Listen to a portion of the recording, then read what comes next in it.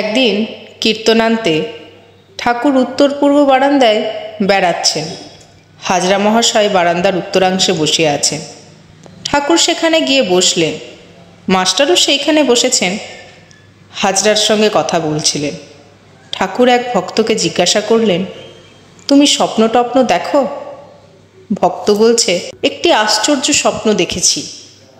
এই জগৎ জলে জল, অনন্ত জলরাশি, কয়েকখানা নৌকা ভাসিতেছিল। হঠাৎ জলোচ্ছ্বাসে ডুবে গেল। আমি আর কয়টি লোক জাহাজে উঠেছি। এমন সময় সেই অকুল সমুদ্রের উপর দিয়ে এক ব্রাহ্মণ চলে যাচ্ছেন। আমি জিজ্ঞাসা করলাম, আপনি কেমন করে যাচ্ছেন? ব্রাহ্মণটি একটু হেসে বললেন, এখানে কোনো কষ্ট নাই, জলের নিচে বরাবর সাঁকো আছে।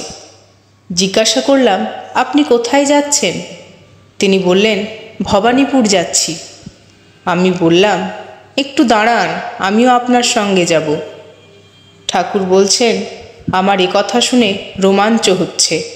ভক্ত বলছেন, ব্রাহ্মণটি বললেন, আমার এখন তাড়াতাড়ি, তোমার নামতে দেরি, এখন আসি, এই পথ দেখে রাখো, তুমি তারপর এসো। ঠাকুর বলছেন, তুমি শীঘ্র মন্ত্র লও।